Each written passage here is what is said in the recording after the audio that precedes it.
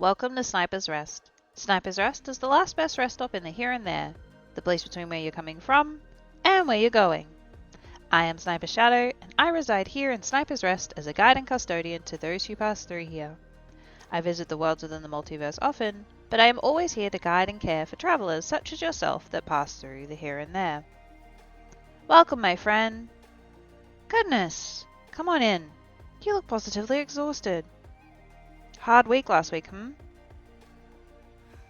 Well, people tend to forget that stress and mental strain are just as tiring as physical work. Here. A cup of your usual. It might not fix it all, but I hope it will help. And remember, friend, I'm always here if you need an ear, okay?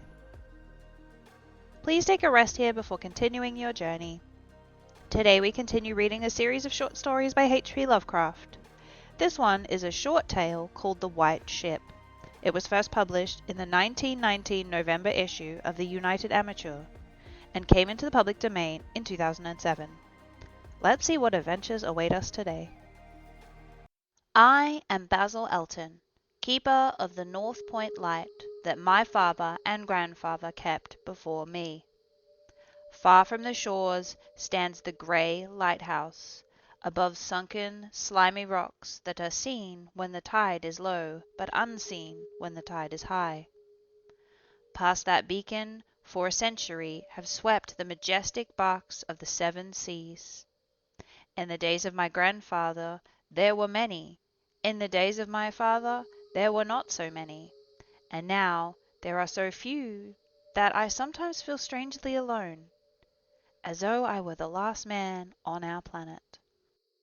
From far shores came those white-sailed argosies of old, from far eastern shores where warm sun shines, and sweet odours linger about strange gardens and gay temples. The old captains of the sea came often to my grandfather and told him of these things, which in turn he told to my father, and my father told to me, in the long autumn evenings when the wind howled eerily from the east. And I have read more of these things, and many of these things besides, in books men gave me when I was young and filled with wonder. But more wonderful than the lore of old men and the lore of books is the secret lore of the ocean. Blue, green, grey, white, or black, smooth, ruffled, or mountainous, that ocean is not silent. All my days I have watched it and listened to it, and I know it well. At first it told me only the plain little tales of calm beaches and near ports, but with the years it grew more friendly and spoke of other things, of things more strange and more distant in space and in time. Sometimes at twilight the grey vapours of the horizon have parted to grant me glimpses of the ways beyond. And sometimes at night the deep waters of the sea have grown clear and phosphorescent to grant me glimpses of the ways beneath. And these glimpses have been as often of the ways that were and the ways that might be, as of the ways that are, for the ocean is more ancient than the mountains, and freighted with the memories and the dreams of time. Out of the south it was that the white ship used to come when the moon was full and high in the heavens. Out of the south it would glide very smoothly and silently over the sea. And whether the sea was rough or calm, and whether the wind was friendly or adverse, it would always glide smoothly and silently, its sails distant, and its long, strange tiers of oars moving rhythmically. One night I espied upon the deck a man, bearded and robed, and he seemed to beckon me to embark for the fair unknown shores. Many times afterwards I saw him under the full moon, and ever did he beckon me. Very brightly did the moon shine on the night I answered that call. I walked out over the waters to the white ship on a bridge of moonbeams. The man who had beckoned now spoke a welcome to me in a soft language I seemed to know well, and the hours were filled with soft songs of the oarsmen as we glided away to the mysterious south, golden with the glow of that full, mellow moon. And when the day dawned, rosy and effulgent, I beheld the green shore of far lands, bright and beautiful, and to me unknown. Up from the sea rose the lordly terraces of verdure, tree-studded and shewing here and there the gleaming white roofs and colonnades of strange temples. As we drew near the green shore, the bearded man told me of that land, the land of Zar, where dwell all the dreams and thoughts of beauty that come to men once and then are forgotten. And when I looked upon the terraces again, I saw what he said was true, for among the sights before me were many things I had once seen through the mists beyond the horizon, and in the phosphorescent depths of the ocean. There, too, were forms and fantasies more splendid than I had ever known, the visions of young poets who died in want before the world could learn what they had seen and dreamed. But we did not set foot upon the sloping meadows of Zar, for it was told that he who treads them may never more return to his native shore. As the white ship sailed silently away from the templed terraces of Zar, we beheld on the distant horizon ahead the spires of a mighty city, and the bearded man said to me, "This is Thoralton, the city of 1,000 wonders, wherein reside all those mysteries that man has striven in vain to fathom." And I looked again at closer range, and saw that the city was greater than any city I had known or dreamed of before.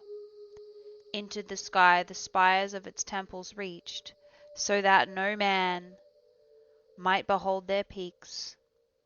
As far back beyond the horizon stretched the grim grey walls over which one might spy only a few roofs, weird and ominous, yet adorned with rich friezes and alluring sculptures. I yearned mightily to enter this fascinating yet repellent city, and besought the bearded man to land me at the stone pier by the huge cavern gate Arakalrai. But he gently denied my wish, saying, "Into Thalorian, the city of 1,000 wonders, many have passed, but none have returned. Therein walk only daemons and mad things that are no longer men, and the streets are white with the unburied bones of those who have looked upon the Eidolon Leath that reigns over the city." So the white ship sailed on past the walls of Thalorian, and followed for many days a southward flying bird, whose glossy plumage matched the sky out of which it had appeared. Then came we to a pleasant coast gay with blossoms of every hue, whereas far inland as we could see basked the lovely groves and radiant arbours beneath the meridian sun. From bowers beyond our view came bursts of song and snatches of lyric harmony, interspersed with faint laughter so delicious that I urged the rowers onward in my eagerness to reach the scene, and the bearded man spoke no word, but watched me as we approached the lily-lined shore. Suddenly a wind blowing over the flowery meadows and leafy woods brought a scent at which I trembled.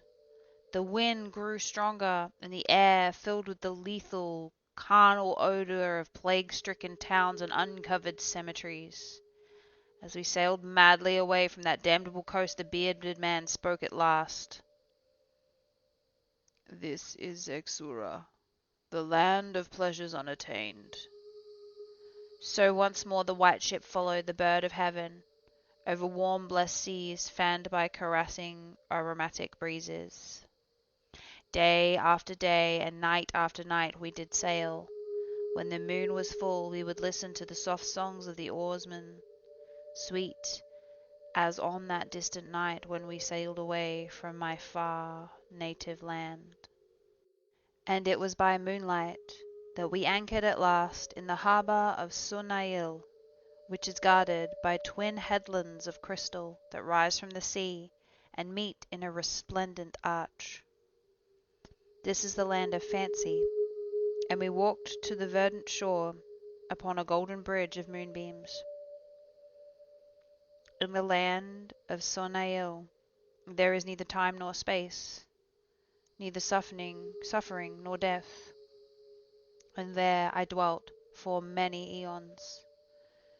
Green are the groves and pastures, bright and fragrant the flowers, blue and musical the streams, clear and cool the fountains, and stately and gorgeous temples, castles, and cities of Sunail. Of that land there is no bound, for beyond each vista of beauty rises another, more beautiful. Over the countryside and amidst the splendor of cities rove at will the happy folk, of whom are all gifted with unmarred grace and unalloyed happiness. For the aeons that I dwelt there, I wandered blissfully through the gardens, where quaint pagodas peep from pleasing clumps of bushes, and where the white walks are bordered with delicate blossoms. I climbed gentle hills from whose summits I could see entrancing panoramas of loveliness, with steepled towns nestling in verdant valleys, and with golden domes of gigantic cities glittering on the infinitely distant horizon. And I viewed by moonlight the sparkling sea, the crystal headlands, and the placid harbour wherein lay anchored the white ship. It was against the full moon, one night, in the immemorial year of Tharp, that I saw outlined the beckoning form of the celestial bird, and felt the first stirrings of unrest. Then I spoke with the bearded man, and told him of my new yearnings to depart for remote Cathura, which no man hath seen, but which all believe to lie beyond the basalt pillars of the west. It is the land of hope, and in it shine the perfect ideals of all that we know elsewhere, or at least so men relate. But the bearded man said to me, "Beware of those perilous seas wherein men say Cathura lies. In Sunail there is no pain nor death, but who can tell what lies beyond the basalt pillars of the west?" Natheless, at the next full moon I boarded the white ship, and with the reluctant bearded man left the happy harbour for untravelled seas. And the bird of heaven flew before, and led us towards the basalt pillars of the west. But this time the oarsmen sang no soft songs under the full moon. In my mind I would often picture the unknown land of Cathuria, with its splendid groves and palaces, and would wonder what new delights there awaited me. Cathuria, I would say to myself, is the abode of gods, and the land of the unnumbered cities of gold. Its forests are of aloe and sandalwood, even as the fragrant groves of Cameron, and among the trees flutter gay birds with sweet song. On the green and flowery mountains of Cathuria stand temples of pink marble, rich with cavern and painted with glories, and having in their courtyards cool fountains of silver, where prul with ravishing music the scented waters that come from the grotto-born river Nag. And the cities of Cathuria are cinctured with gold walls, and their pavements are also of gold. In the gardens of these cities are strange orchids, and perfumed lakes whose beds are of coral and amber. At night the streets and the gardens are lit with gay lanthorns fashioned from 3-coloured shells of the tortoise. And here resound the soft notes of the singer and the lutanist. And the houses of the cities of Cathuria are all palaces, each built over a fragrant carnel bearing of the waters of the sacred Nag, of marble and porphyry, are the houses, and roofed with glittering gold that reflects the rays of the sun and enhances the splendor of the cities, as blissful as gods view them from the distant peaks. Fairest of all is the palace of the great monarch Durab, whom some say to be a demigod, and others a god. High is the palace of Durab, and many are the turrets made of marble upon its walls, and in its wide halls many multitudes assemble, and here hang the trophies of the ages. And the roof is of pure gold, set upon tall pillars of ruby and azure, and having such carven figures of gods and heroes that he looks up to. Those heights seem to gaze upon the living Olympus, and the floor of the palace is glass, under which flow the cunningly lighted waters of Nag, gay and gaudy with fish, not known beyond the bounds of lovely Cathuria. Thus I would speak to myself of Cathuria, but ever would the bearded man warn me to turn back to the happy shores of Sonail, for Sonail is known of men, while none hath ever beheld Cathuria. And on the 31st day that we followed the bird, we beheld the basalt pillars of the west. Shrouded in mist they were, so that no man might peer beyond them or see their summits, which indeed some say reach even to the heavens. And the bearded man again implored me to turn back, but I heeded him not. For the mists, beyond the basalt pillars, I fancied, there came the notes of the singer and the lutanist, sweeter than the sweetest songs of Sonail, and sounding my own praises, the praises of me, who had voyaged far under the full moon, and dwelt in the land of fancy. So, to the sound of the melody, the white ship sailed into the mist betwixt the basalt pillars of the west.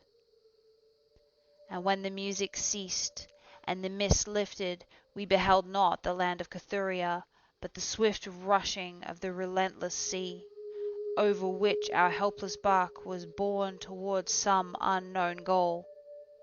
Soon to our ears came the distant thunder of falling waters, and to our eyes appeared on the far horizon ahead the titanic spray of a monstrous cataract, wherein the oceans would drop down into the abysmal nothingness.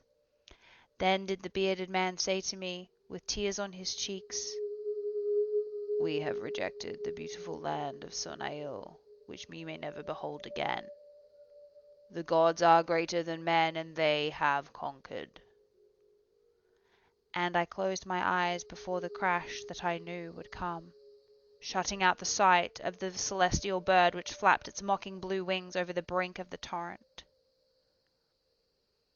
Out of that crash came darkness, and I heard the shrieking of men and of things which were not men. From the east tempestuous winds rose and chilled me as I crouched on the slab of damp stone which had risen beneath my feet. Then I heard another crash. I opened my eyes and beheld myself upon the platform of that lighthouse from which I had sailed many eons ago. In the darkness below there loomed the vast blurred outlines of a vessel breaking up on the cruel rocks, and as I glanced out over the waste, I saw that the light had failed for the first time since my grandfather had assumed its care. And in the latter watches of the night, when I went within the tower, I saw on the wall a calendar, which still remained as when I had left it the hour I sailed away. With the dawn I descended the tower and looked on the wreckage upon the rocks, but what I found was only this: a strange dead bird, whose hue was of the azure sky, and a single shattered spar of a whiteness greater than the wave tips of the mountain of snow. Thereafter the ocean told me its secrets no more, though many times since has the moon shone full and high in the heavens. The white ship from the south. never came again. The end. That concludes our tale for this week, my friend. Please return next week and we will continue with another short story by H.P. Lovecraft. If you rest some more, please find a space that suits you.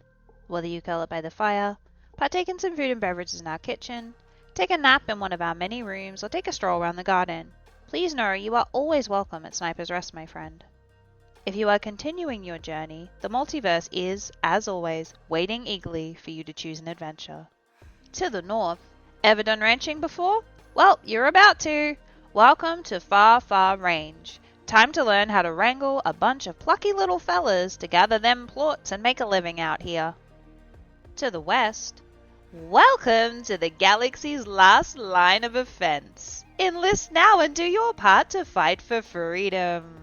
Don't worry, the drop pods are perfectly safe, and your team can always revive you if you're brutally torn apart by bugs or robots. Good luck, diver!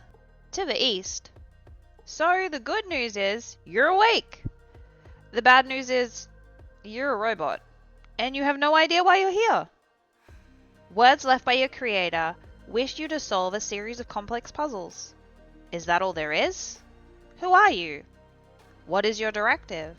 What the hell do you do next? It's all up to you, my friend.